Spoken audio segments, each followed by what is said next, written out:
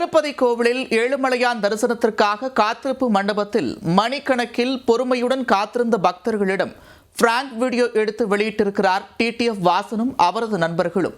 பக்தர்களை ஏமாற்றியவர்கள் மீது நடவடிக்கை எடுக்கப்படுமா? கோவிலுக்குள் செல்போன் கொண்டு செல்லப்பட்டது எப்படி?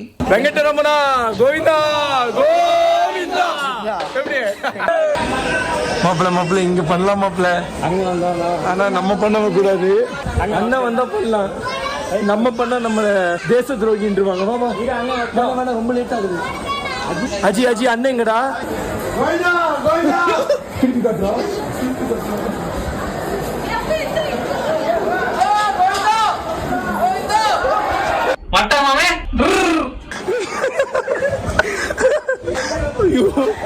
கடவுளே,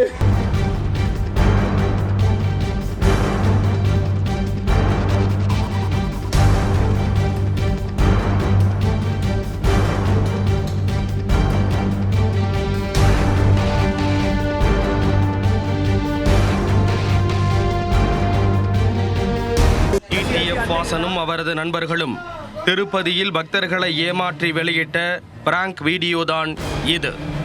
தான் செய்தது தவறு என்பது தெரிந்தும் அதை திருப்பதி ஃபன்னி வீடியோ என்ற பெயரில் டிடிஎஃப் வாசன் தனது இன்ஸ்டா பக்கத்தில் வெளியிட்டுள்ளார்.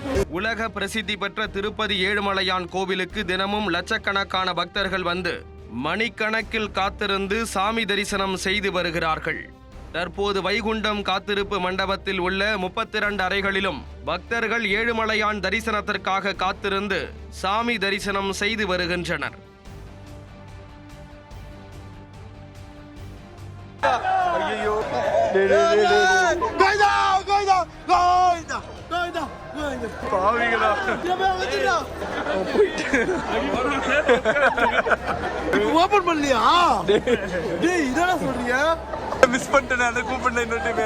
இவ்வாறு ஏழுமலையான் தரிசனத்திற்காக காத்திருந்த பக்தர்களிடம்தான் பிராங்க் வீடியோ எடுத்து சர்ச்சையில் சிக்கி உள்ளனர் டிடிஎஃப் வாசனும் அவரது நண்பர்களும்.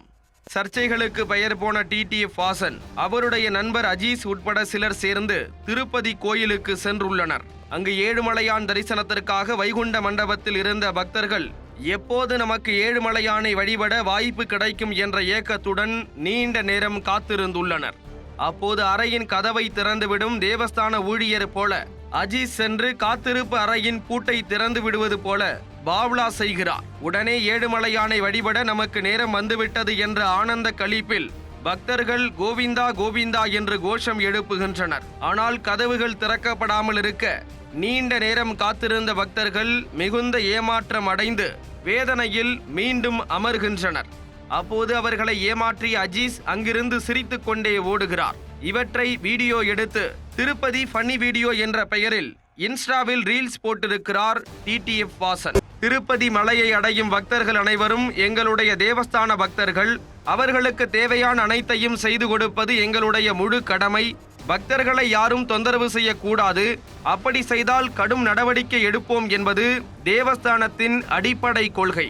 இந்த நிலையில் சாமி தரிசனத்திற்காக மணிக்கணக்கில் காத்திருந்த பக்தர்களை ஏமாற்றி ஃபன்னி வீடியோ வெளியிட்ட டிடிஎஃப் வாசன் மற்றும் அஜீஸ் மீது தேவஸ்தான நிர்வாகம் என்ன நடவடிக்கை எடுக்க இருக்கிறது என்பதை பொறுத்திருந்துதான் பார்க்க வேண்டும். பலமான பாதுகாப்பு கெடுபிடிகளை மீறி கோவிலுக்குள் செல்போன் எடுத்துச் சென்றது எப்படி என்ற கேள்வியும் எழுந்துள்ளது.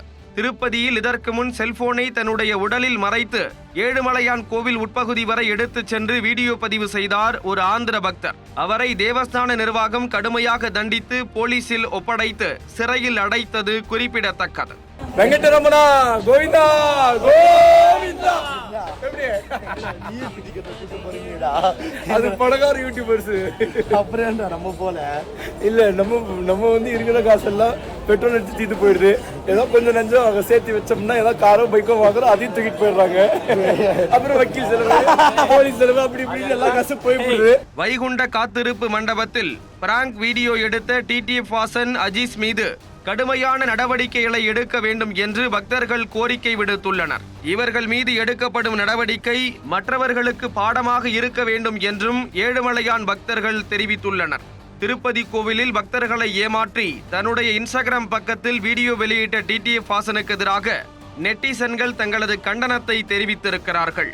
இதற்கிடையே பக்தர்களை ஏமாற்றிய அஜீஸ் தன்னுடைய இன்ஸ்டா பக்கத்தில் மேலும் ஒரு வீடியோவை வெளியிட அதுவும் சர்ச்சையை ஏற்படுத்தி உள்ளது. டிடிஎஃப் வாசன், அஜீஸ் மற்றும் அவரது நண்பர்கள் செய்த செயலை நெட்டிசன்கள் கடுமையான வார்த்தைகளால் கண்டித்துள்ளனர். ஃபன்னி வீடியோ எடுப்பதற்கும் பிராங்க் செய்வதற்கும் திருப்பதி கோவிலும் திருப்பதி மலையும் இடமில்லை. அவை பக்திக்குரிய இடம் என்பதை அனைவரும் புரிந்து கொள்ள வேண்டும்.